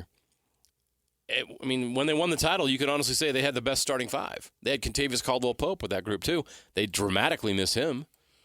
But if the Nuggets, who fired their coach, would lose in the first round, that would be a massive, massive letdown 2 years after they won. See, I look at it like this. Of course, you didn't throw the Bucks in there. But that's what I'm saying. Well, but see, this is a trend. That's we've seen a conversation we need to have. It's a trend we've seen the last 2 seasons. But I think the Nuggets losing in the first round, because they fired their coach, I'd be like, well, yeah, that's to be expected. The Lakers were one of the better teams in the second half of the season, and they have Luka and they have LeBron. And they're going to go – they could possibly lose this They have a 40-year-old LeBron James. They have no rim protection. They don't defend. Luka is not a defensive player. And it's a bad matchup. They're playing a team that goes 8 men deep, that are long and defend like crazy. And they have Anthony Edwards, who is the next big thing in the NBA. Nice of Jamal Murray to show up in the series, by the way, have 43-point night. It saved the Nuggets' playoff run. Frankly. It saved it last night. But honestly, I don't know. I haven't seen all the numbers, but like Jamal Murray has not had the greatest stretch in the last little while. And yet now, because he had 13 points the game before, he had 21 the game before that, he goes off for 43. And I mean, honestly, Jamal Murray's one of those guys that's supposed to be that 2 of the 1-2 punch between the 2 stars they have on their team. And he's been pretty lacking this year, so it was awesome to see him come back and do this thing. But I thought we were going to be talking about a Clippers team that that was overlooked in this first round. But you could see the Nuggets. I mean, I could see this thing going to 7 games, obviously. I don't think that the Nuggets win Game 6. I think it's going to go 3-3. But I think the Nuggets winning in this first round would be massively commendable after the organization blew them up. Absolutely would be. The 3 weeks prior to this. So, anyway, I think that the Lakers are the biggest disappointment if they lose 4-1 in this series. I know that Minnesota's not a slouch of a team. What I'm saying is that the Lakers, you've solved all your problems by getting J.J. Redick in there as the head coach. Oh, thank heavens, right? Right. And then LeBron pulling the strings and having all the things that go with this team, and then the biggest coup of the century when it comes to trades across all of sports, and they get Luka Doncic in their locker room, and then then they lose first round as a 3 seed, and they lose in 5 games. If that ends up happening tonight, that would be the biggest. Well, when you consider Luka took a team to the NBA Finals just last season, yeah, I get it. And a team that you look at last year and you kind of go, yeah, I don't even know how he did that with all those guys. Anyway, all right, we'll take. They had length, they had defenders, and they had rim protection. They had defense. The Mavericks had what the Lakers do defense. not. Yep, they did. So there you go. You got to build some defenders around Luka because he ain't gonna do it. He ain't gonna do it. Wasn't that supposed to be about the NHL? We'll try that again here in a We'll do moment. that another time. All right. I've got your top 10 game coming up. You don't want to miss, JJ. It's gonna be a fun one. I can't wait. And I have to remind myself during the break what it is. But I got a 10 last time. I can't let my fans down. I still think that there may have been some nefarious cheating going on. Oh, no. No. Maybe. You didn't use any type of technology. No. No search engines. No. You didn't Impossible. You didn't have Bing open. Nothing. Bing. All right, we'll take the break. We'll come back. I just punched in Ask Jeeves. Let's see what happens. Ask Jeeves. When was the last time we had? Is that still with us? Is Jeeves still with us? It's All right, Jeeves. he's gonna find it out. We'll come back. We've got more to go around the corner. Ask.com is still a thing. Yeah, is Jeeves on it? He used to be on the front page. No, Jeeves is no longer with us. Yeah, they've killed him. He's passed. Yeah. All right. We'll get you some traffic right now, and then we'll come right back when we got the top 10 game. You don't want to miss it. 97.5 EKSL Sports Zone. Your home for the best coverage of the Jazz, Utes, and Cougars is right here on The Zone. This is JJ and Alex, presented by G2G Bars on 97.5, the KSL Sports Zone. So the best goaltender in the entire NHL is Connor Hellebuck, right? For the in the regular season. Ooh, boy. Right now, and I'm assuming that the Vezina Trophy finalists, they've already done the voting on the best hockey or on the best goalie in the league, right? They probably already did it. If it's like the NBA, it's all regular season stuff, so you can't really, Connor Hellebuck has had the worst stretch of his career in the last 2 games. His goal against average during the time that he's played, he's been pulled the last 2 games. Yeah. His goal against, if it were going to be the full, it's like ERA basically. Right. Is a 7.2. That's the average of what he gives up what he would give up across 3 periods over the past 2 games. A 77% save percentage, not good. You got to be in those lower to mid 90s if you're going to be elite. 11 goals in 2 games. Yeah, man. Wow. He was so dominant all year. So he said he's going to be better. I'm going to take him at his word. But, that's crazy. If you have a team who's the President's Cup winner during the year. There's a lot of pressure on Winnipeg. 116 points. Yeah, and winning and having the most, it's similar to, I think, what you get with the Cleveland Cavaliers, for example, right? You're like, yeah, you got the best record, but not a lot of people believe you're the best hockey best team right now. Right. Probably not. All right. I got your top 10 here for you. JJ, you mentioned it, and it was you mentioned that this was the Damian Lillard injury. How long did they say timing-wise then for Dame? I guess on the average, what 9 to 12 months. And is it more when you go, yeah, but he's 35? Yeah, that plays a role. Right? For sure. So maybe it's more like the 12? Could be. Yeah. Okay. It's hard to say. Our top 10 today, as per the NBA Players Association, the top 10 injuries reported in the NBA every year. Okay? Yeah, I need you to dig deep on these on the press releases that you've gotten. And look, if it's hockey, there's only top 2. Lower body injury, upper body injury. There's only 2 in hockey. You can only get 2 injuries. You can only get the 2 kind. If a guy gets hit in the face and all of his teeth get knocked down, he's That's out the next upper body injury. He's out the next game, upper body. That's all right? upper body. All right. Leg breaks in half, lower body. All right. Yeah. So this Break, is clear cut. they're much more specific in the NBA. So this is Yes. according to the NBA Players Association, the top 10 injuries across the NBA. Is the timer ready? Go. All right, torn ACL, Achilles rupture, Bing, bing, sprained ankle, bing. sprained knee, patellar tendon injury, pelvic something, Pelvic something. adductor strain, gastric distress, Family personal issues.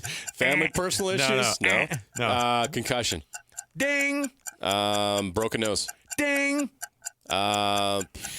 back strain, shoulder injury, rotator cuff, broken wrist, A bunch of pitchers out wrist there? injury, elbow injury, Wait. torn pectoral muscle, torn bicep, torn hamstring pull, Ding. quad injury, Looks to deep the thigh judges. bruise, I'm going to say ding. contusion, What'd you deep call it? What'd you vein call it? thrombosis, You said contusion? contusion, Ding. deep vein thrombosis wasn't in the top 10? DVT is probably more like a top 15 situation. You're so familiar with it, you've got a nickname The for it. Oh, yeah, the DVT. DPT. The DVTs, I've had the DPT. Yeah, you know me. JJ, the ones that you missed. I missed some. How did I miss some? I mentioned every body part. I know, you really did. I even mentioned the pelvis. Finger fractures. Finger? I didn't mention the finger? The finger fracture. The leg fracture. Oh, what? Broken leg? I didn't say broken leg. I think you said a broken kneecap or patellar tendon. I had mentioned everything else, so I missed that one. The patellar tendon. It Not wasn't on there, huh? No, but It happens. I will almost count it. Let's say you got 8 because That's not bad. jumper's knee is number 10. What? I know. Have you ever Jumper's knee? jumper's knee? That's something from the 50s. It's something from a parachuting situation. That's something George Mikan had. The broken nose, you already got, right? Yeah, I did. So the hamstring. So it looks like the jumper. Run it down 1 through 10. So number 1 is ankle sprain. Okay. The Achilles rupture is actually number 2. Really? Isn't that Ahead of wild? ACL? Yeah. Hamstring is 3. ACL's 4. General contusion is number not a bruise, 5. it's a contusion. Yeah, it's a contusion.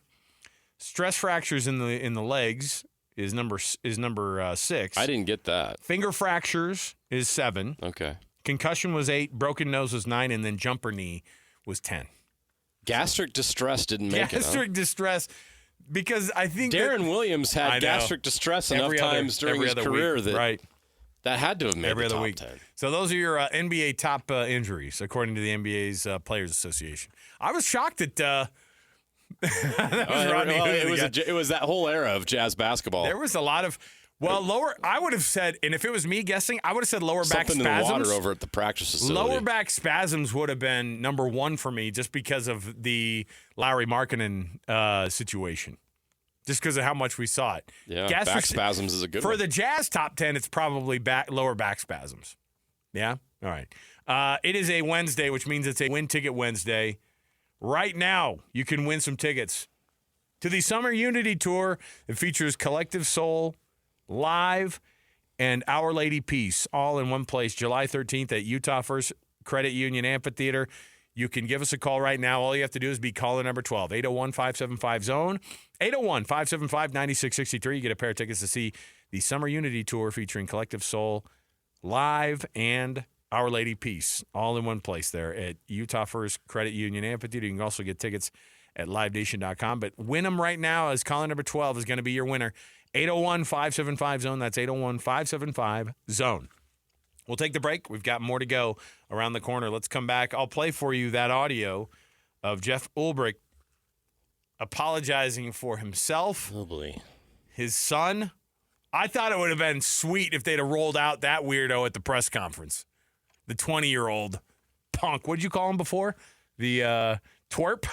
Did I call him a twerp? You call him a twerp, and it applies right here. No better time to use the term twerp than right now with Jeff Ulbrich's kid, but you'll hear his audio of having to do some splaining and the fine that he got hit with as well. So stay with us. More to go, 97.5 the KSL Sports Zone. Accessing. When TV and radio collide. Love it. This is what you get. You're listening to JJ and Alex, presented by G2G Bars. Don't touch that dial. On 97.5, the KSL Sports Zone. Welcome back, everybody. JJ and Alex, 97.5 the KSL Sports Zone. Double dose today of the Yacht Rock, by the way. Good tunes. Have you read these lyrics? Listen. I was tired of my lady. Okay. We'd been together too long, like a worn-out recording of a JJ, favorite you're song. going to ruin all of these So songs whilst for you me. lay there sleeping, I read the paper in bed, and in the personal columns, there was this letter I read. Okay. What? JJ, don't ruin these songs What for me. kind of weirdo is this? Why are you ruining all these songs, man? What a piece Just of crap. Just let them live in the space that they live, man. Dude, Rupert Holmes, you are a turd. The best part about it is at He's a the end of twerp. the song, they find out it's the same woman. Oh, see? That's right. I love how Alex has the rest of the story over here. Paul Harvey, the rest of the story. Now, that's a guy you don't know who Paul Harvey is, though, right? Alex up here? No, of course not. You're in radio. Why would you? Yeah, they met at O'Malley's and find out it's them. Come on. Wow. It Good- was my own lovely lady, and Stop. she said, "Oh, it's you." If you Then we need- laughed for a moment, and I said, "I never knew." Why would you This read is so bad. musical lyrics on the air? Because like it's lyrics good? usually suck. And they do. And I love exposing how bad music lyrics They're are in bad. a lot of hit songs. They are bad. But come on, Rupert. Jeez. Rupert. Your name is Rupert Holmes. Welcome to the program. JJ, every day ruining music lyrics for you. Stop doing this. I've been ruining music lyrics since 1977. Every music lyric that's come across as a rejoin today, you're all, let's dive more into this. What is a comb be? Get out of here. Come on, don't ruin it for us. All right, no more analysis of lyrics. I'm Don't. sorry, everybody. I just want to sing the song. I want to sing the wrong words. I didn't want to ruin your day. I want to sing the wrong lyrics. Don't want to ruin the music for you. I don't want to understand because these are such amazing songs. I don't want to know what the meaning is behind them. Especially Yacht Rock. Oh my gosh, the lyrics of Yacht Rock are so good. Look, every one of these cats would get canceled if you read all the lyrics John like Oates this. is going to sue me if I don't be quiet. man. Come on. He's sued Hall. He'll sue me. All right. Have we figured out? Have they confirmed whether or not Ulbrich's kid, Jeff Ulbrich's kid, the defensive coordinator for the Falcons, who made the prank call to Shedeur Sanders for sure, because he posted the video of it? Has anybody gone into his phone yet to look and see if he did the other prank calls that were happening in the first round? Does everyone listening know that there were multiple prank calls? Okay, so Abdul Carter Yes. revealed that he got a call from somebody pretending to be the GM of the Jaguars, saying that they were going to take him second. Now, of course, they ended up taking Travis Hunter, right? Yeah. And there were multiple other. Now, here's the thing is that we know he faked being the GM to the Saints, and I guess you could just go down that same line. Now, what's interesting is it depends on the organization and as to who makes the phone call. The GM a lot of times will get you on the horn and say, hey, it's so-and-so, we want to take you. Coach wants to talk to you. So-and-so wants to talk to you. One of the guys who was taken by the Lions, the video got put out there, and he was like, thank you so much, Mrs. Ford.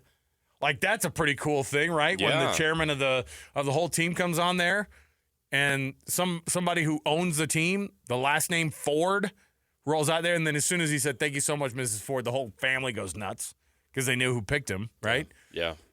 So faking that you're a GM of these different organizations, that's what apparently happened with these other cats. And what we do know for sure is that Shedeur Sanders, it was Jeff Ulbrich's kid who was the quote-unquote twerp who Because there was video evidence of it. because he put the video out there. So I get it. He wanted some clout, and it was apparently worth it enough to know that everybody was going to know who he was. How on earth would he have thought that no one would have known that? And he gets busted for it. Our program brought to you by G2G Bars. All natural ingredients and no preservatives make the G2G Bar the perfect protein bar. Give it a shot today. Costco, Holiday Oil, Maverick, Associated Foods, and many other places in the refrigerated section. So go check it out. Give it a shot today. Let's kick off the program with some of this audio from Jeff Ulbrich as he's had to sheepishly hit the microphone and talk a little bit about the situation. You don't want to be doing this, especially a defensive coordinator who's kind of got the reputation of being a hard A, to go out there and have to do the apology tour and go out there and accept a massive six-figure fine as well. That's where we're going to kick things off with the cut. Let's do it. It's time for the biggest story of the day. This is what made the cut with JJ and Alex on 97.5, the KSL Sports Zone. Trajan Wealth brings you this portion of the program. Your local trusted financial fiduciaries in retirement. TRAJANwealth.com is the website. Here's what it sounded like when defensive coordinator Jeff Ulbrich hit the apology tour and had to take his hat off and look like a normal human being and not have to just bark out orders on the sideline, which is usually what his role is, right? We all got to kind of know him during the Hard Knocks season with the Jets. He's now with the Falcons. You knew it was serious when he took the hat off. The hat came off. He tried to look like a pro. Here's what it sounded like at the podium when he had to go through how bad everybody felt about the whole situation with his kid faking a phone call from the Saints organization to Shedeur Sanders. Obviously not happy and shocked. And so I made the Falcons aware of the situation. And then our next course of action was to try to get a hold of the Sanders family so we could apologize in person, which we were able to do. The Sanders family, Shedeur and Coach Sanders, were amazingly gracious, more gracious than they needed to be in a moment like this. Yeah, it's another part of the regret. You know, obviously, tremendous amount of regret for what my son did and for what I allowed and being neglectful in that way. But it's another part of the regret is there's so many amazing people in this building that did an amazing job in this draft process, and then to pull it off on draft weekend and do as well as they did, it's hard because those people should be celebrated in these moments, and they probably weren't as much as they should have been. Yeah, it's difficult, but like I said, it's something that I brought upon myself, and my son brought upon himself. So it's one of those things where we gotta take this on the chin, and we absolutely are doing that and taking full responsibility. And I'm hopeful we'll grow and be better because of it. So you have this weird mix of trying to be as forthright as possible because that's how you get, like, the court of public opinion actually really likes a sincere apology, right? Oh, and sure. We're very forgiving people. If somebody goes out there and does it right, we will sniff you out if it's not genuine, right? Like, we will call BS on a guy if he doesn't say. And this, from all accounts, sounds 100% right. And he did. He made the point where he's like, look, here's the reality of it. We made the apology in person to the Sanders family, and they accepted it graciously, and they didn't have to. In fact, there's probably a part of them that goes, and we probably wouldn't have been as gracious about it. And from now, again, you and I are dads. Neither you nor I make almost $2 million a year and have ever been threatened with a $100,000 fine. Yet. Our kids have done some stupid things, right? Just because that's the way it is. That's what kids do. But what do you do with your 20-year-old who does this and embarrasses your workplace? Honestly, there's a point during the weekend where people were like, his job could be in jeopardy. I don't know how close that would have actually been. He could have, and you can make an argument that Jeff Ulbrich should have been fired. We certainly know people here in the building who were passionate enough to feel that way. Sly was that guy. Fire his butt right now. He's worked in the league. He understands the importance of proprietary information. Well, it's not just that. That's a guy who's also gotten an actual phone call on draft day or waited 5 rounds to get a phone call. Like, imagine getting a fake phone call 3 rounds before. It's despicable. It would be very difficult. So he takes it very much more differently than you and I do. Understandable. What do you do if you're Jeff Ulbrich with your kid, though? Like, honestly, what's a reality of what does a punishment look like? Because $100,000 is what dad's going to have to take a hit on. How old is this kid? 20 or 21, they said? He's a grown man. Doesn't act like one, but he's an adult. It's not like he can spank him and send him to bed, you know what I mean? No, of course. Like, but on the other side, like, do you make him pay some of the fine back? Like, do you say, hey, you're going to work this off? yes. Like, over It's the like, next son, 10 years. you owe me $100,000 and you owe the Atlanta Falcons $250,000. Ooh, that's a little bit steeper of an He's ask. 20-something years old. Yeah. What if you Some restitution? So, let me throw out some examples. Real restitution? JJ says give him $250,000 to the Falcons, man. Look, he did a prank call, like, so I get it. But the league did what it did, and it needed to send a message to other because I think a lot of other teams in the league are probably as loose with their information as they were in this case. But let's throw out some real life examples of things where somebody that starts a forest fire. Don't they have to pay restitution for that? Or do you just be like, shucks, you're only 21. You didn't know any better. Some places make the if we're talking like, those rescues, if somebody makes a apples and boneheaded oranges, but you get where I'm going with this. Yeah, somebody makes a boneheaded decision and then you end up having to like scramble a bunch of This isn't a dumb 15-year-old kid. This kid's in his 20s. This is supposed to be a grown adult doing this stupid stuff. Like, that's pretty serious. And again, it's a prank call. Like, he didn't hurt anybody. I get what we're talking about here, but he cost his dad $100,000 and almost cost him his job, and he embarrassed the Atlanta Falcons football organization, which he's a part of. His family had just very recently, like he was working for the Jets, so he just barely joined this organization.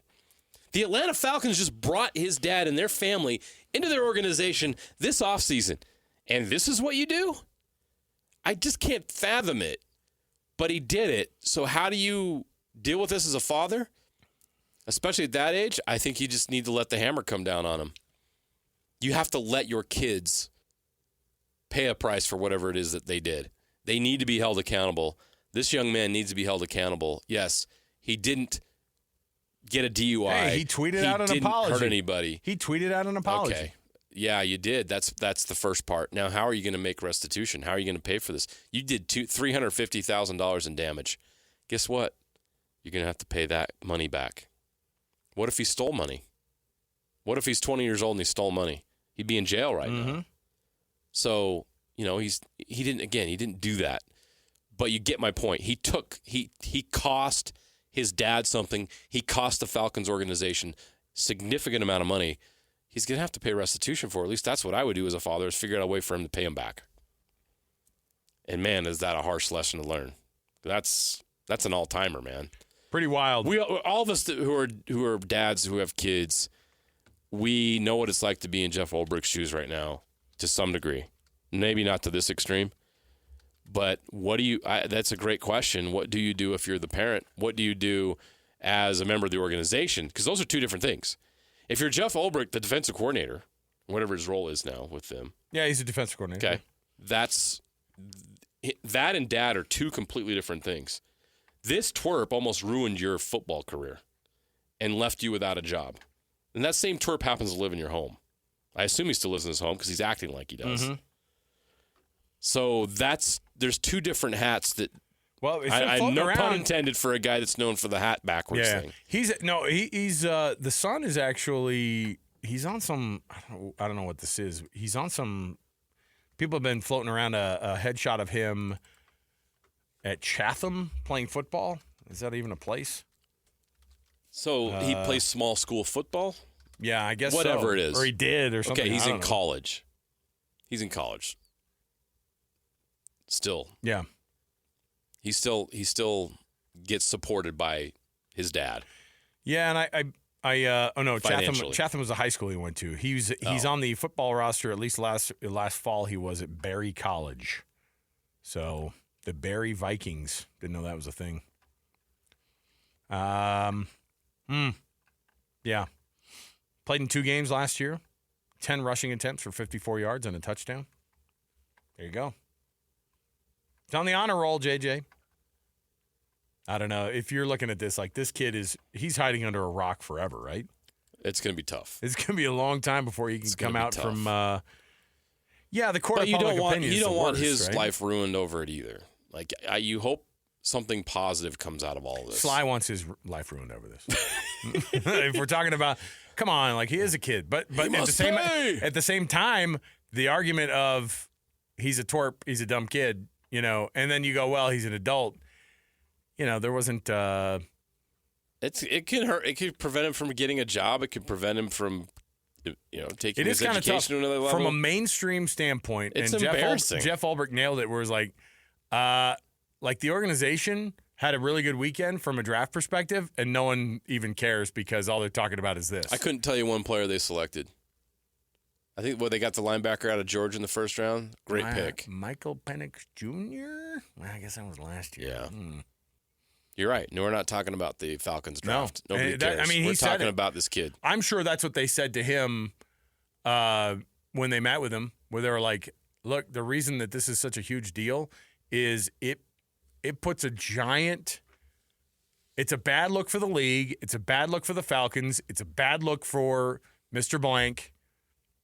That's the guy's name, by the way. It's Arthur Blank. It's not a fake person. Mr. Blank. But it is. Like you are – Arthur Blank, who looks like Vincent Price, probably had to swoop down and make an appearance about this matter, right? Hopefully there was no garlic in the room. Otherwise he wouldn't be no longer with us. But do you see what I'm saying? Like the owner, the guy who has to come down and say, hey, who did this? You made us. That's the embarrassing part. Yeah. Oh my god. That's the part where you go, we could have lost our job. And I read an article today. It was like, hey, now you should cheer for, Jeff Ulbrich to do well this year because he had such a bad start to the year and blah blah blah. I look at it and I go, you know what? This is going to be something that eventually may end up coming back to them, and even if he has a struggle a little bit of a year, they will come back to this and go, remember that whole thing? Yeah, actually, it's too much. You're gone. And obviously, the production on the field is the only thing that matters, because if you're really good as a defensive coordinator, and he's a good one, like the Jets when he was there, they're one of the best defenses in the league. The Falcons are going to be one of the best defenses in the league eventually. He's a great defensive coordinator. So that will end up being the thing that people remember. However, this will always come up. And unfortunately, this kid, this is going to be the thing he's known for probably forever, right? Yeah, it's going to be really tough to outlive this. He could have his own family. He could have his own thing going on. Won't matter because everybody's going to look at him and go. There's worse things, right? There's worse things. But I hope it's a lesson to a lot of young people out there, because we live in this era of clout. We live in this era where all these kids, and I hear it at my house too, like my kids want to be TikTok stars. They want to be on YouTube. They want to do all these things. Yes. Oh, wow. That's it. Like kids don't want to be in Hollywood movies anymore. Kids don't want to be star athletes. Kids don't want to be an influencer. They want to be TikTok famous. And I don't know all the details, but that feels like what happened here is a kid, and I say that, he's a kid, even though he's in his 20s. He acted like a kid. I think he just got caught up in this. I have a chance to do something to get clout and to be famous. Right. And, maybe, I don't know what his life is outside of that, or why he would want to do that, or what would be his motivation to do that. And we all know kids get together and do stupid stuff. I did prank calls sometimes when I was a kid, but not on the scale. I didn't steal proprietary information to do it. Yeah, it was just the old phone book. I didn't film it and try to get famous off of it. Off of Shedeur Sanders, which is what he was doing. Think about how wild it would have been to film that in the back of the day. You have to put that thing on your shoulder, put a camera on your shoulder. Yeah, the old VCR cameras, VHS cameras. Oh, yeah. That'd have been pretty funny. JJ, ready, go. But, kids need to understand, that's not the way to make it in this world. That's not going to help you. Let's take a break. We'll come back. When we do, we've got other non-Falcons, non-Ulbrich, non-Shedeur Sanders prank call stories right around the corner. Don't want to miss any of it. Stay here. 97.5 EKSL Sports Zone. All the latest news and notes from the league and the locals in the NFL. JJ and Alex bring you the NFL Blitz on 97.5, the KSL Sports Zone.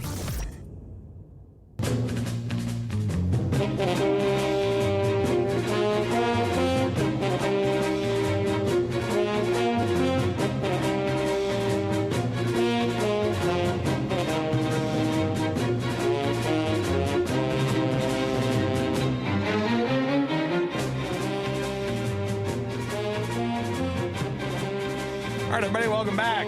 You know what that music means. It's our NFL Blitz coming up here. The Blitz brought to you by, guess what? Minky Monday coming up on this coming Monday, which is what, the 5th already? Jeez. Crazy, right? Cinco de Mayo, man.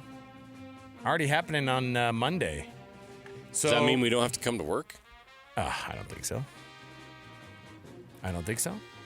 I think that means it's a day that we like to come to work because it's a Minky Monday, brother. No, Minky Monday would be a good, that would be a good holiday. Cinco de Mayo, sure, fine.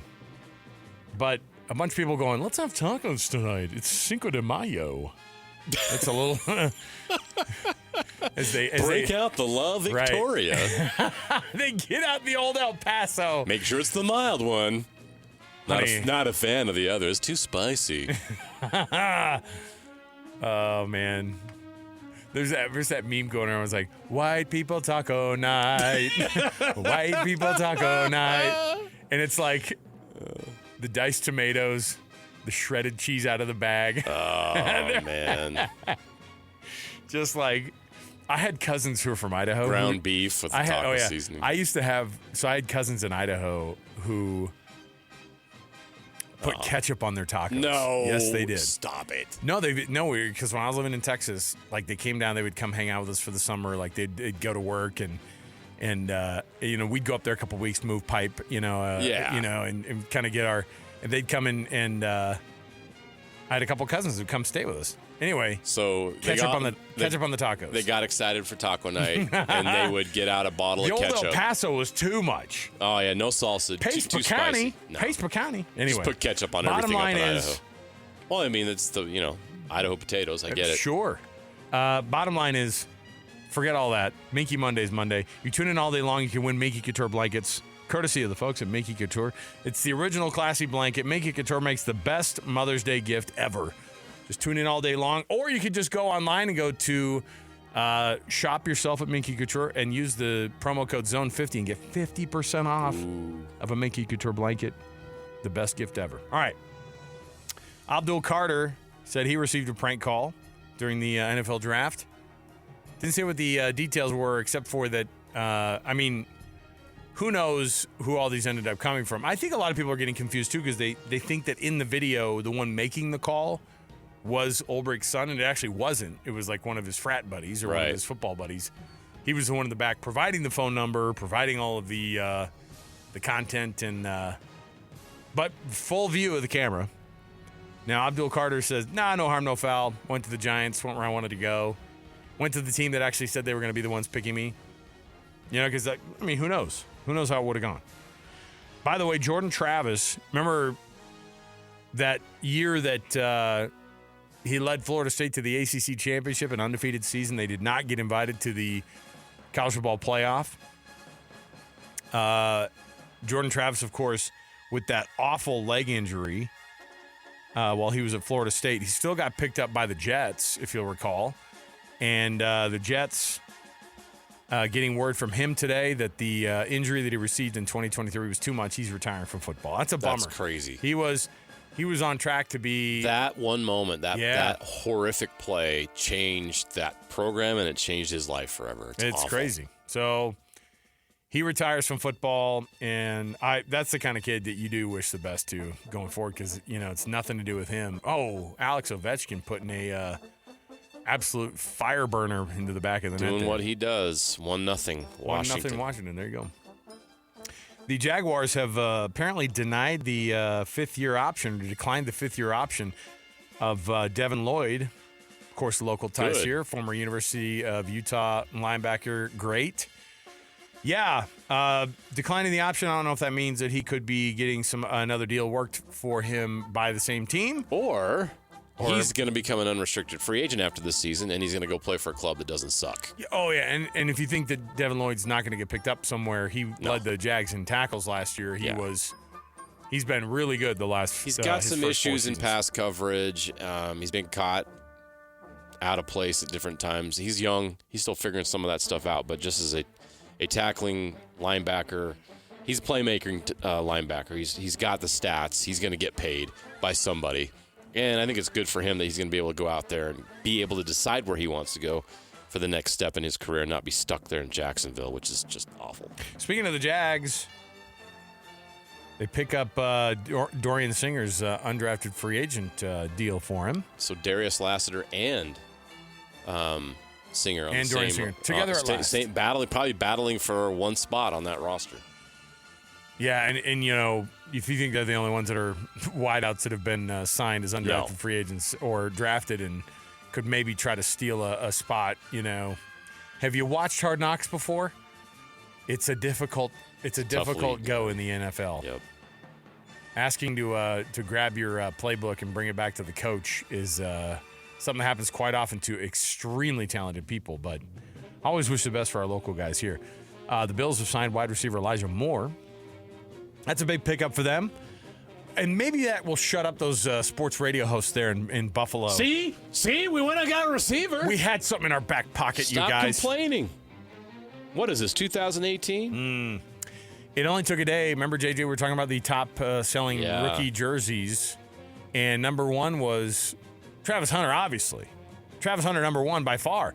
Number two was Cam Ward. Number three was Shedeur Sanders.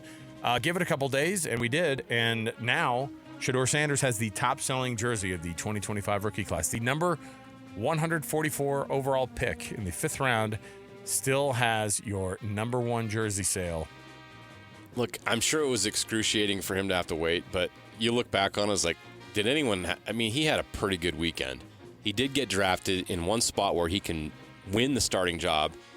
Everyone's been talking about him for the last week, including us. I've seen the pictures of him with some Louis Vuitton bags open with some he cash already flying has out of it. money. This is not about money for him. It's about opportunity, and he got exactly the opportunity he needed. Shedeur is going to be just fine, everybody, and I think he's going to do well there.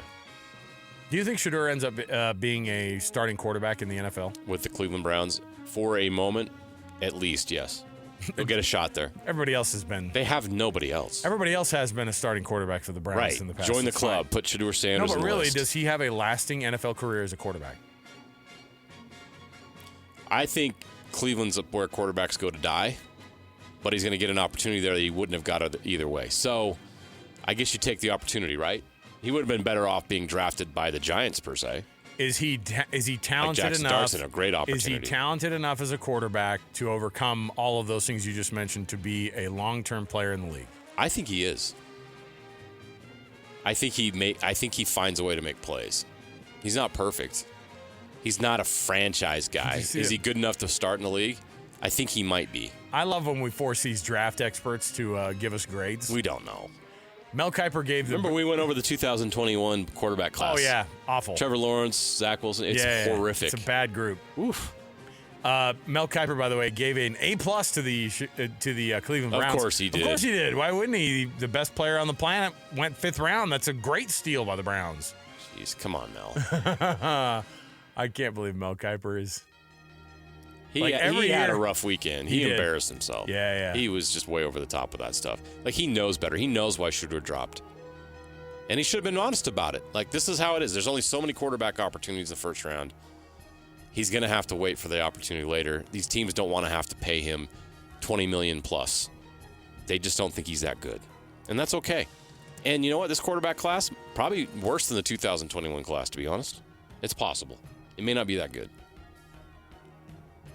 The 5th-year option, by the way, it's a big deal right now. Everybody's either having them exercised or declined right now, and it's a rough time. This is when actually, you know what?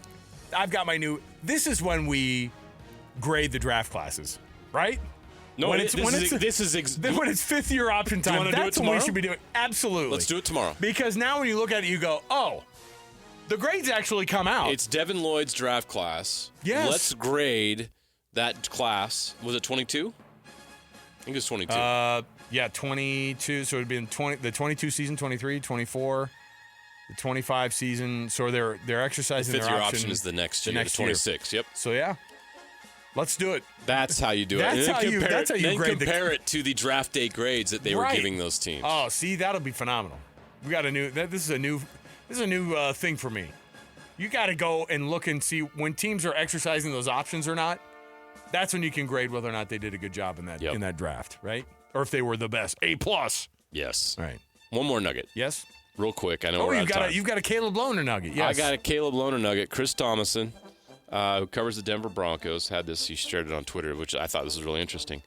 A source told him that the Colts had reached an agreement to sign Utah tight end Caleb Lohner as a free agent if he went undrafted last Saturday, but the Broncos messed it up and took him at number 241 in the 7th round. So Caleb Lohner, they weren't the only ones. Had he gone undrafted, would have signed an agreement, and I'm sure it would have been some guaranteed money in there to be with the Colts. So it just shows you the Broncos weren't the only team on him. A lot of teams saw his pro day. They saw the film and they're like, you know what? That's a freak athlete. We can make him the next basketball player turned tight end. Who's in your tight end room, by the way, if you're the Denver Broncos? Evan Ingram is your number one. Because like if you're talking about the Colts, that's who Tyler Warren went to. Right. So if you're this Caleb is better Lohner, off for Caleb Lohner. I think so too. You don't want to go to Colts. You have a better chance of. That might have been the conversation that they had, right? Maybe there is more guaranteed money there. Well, that's the funny thing is typically if you're drafted in the 7th round, that's a negative because you wanted to have the freedom that he would have had to choose where he goes because then he works out a money deal. If you're just drafted in the 7th round, you're already slotted to make a certain amount of money, and they can cut you. Yeah. No big deal. I bet he's one of these kids that would. Because you could have gone to a place where they have too much depth. I bet he's one of these kids that actually probably was already a Broncos fan. You know what I mean? Yeah. So here's the Broncos depth chart at tight end. Evan Ingram, who's good. They signed him in the offseason from the Jags. Adam Troutman, Lucas Kroll, Nate Adams. Gettable. Nate Adkins, sorry, not Adams. What do you need? You need 3. Caleb Lohner has a great opportunity there. Unless they're still going to go out and find somebody. But that's not a deep room of tight ends. Trust me, I'm a Broncos fan. There's opportunity there. Yeah. All right. Let's take the break here. We'll come back. Perfect timing on the music there, too. Producer Alex, nice job. Here's what we got. We got our best and worst coming up. Don't want to miss it. Oh, my gosh. Bill Belichick's made the worst again in the second day in a row. Oh, it's a rough It's not even week him. for It's Bill. his dang girlfriend. We're moving on. Ruining sports. Moving on. We're moving on to 60 Minutes. We're going to take the break. More to go. 97.5 the KSL Sports Zone. Wrapping up the hour with our picks for the best and worst moments on today's show. As JJ and Alex want to hear your best and worst of the day.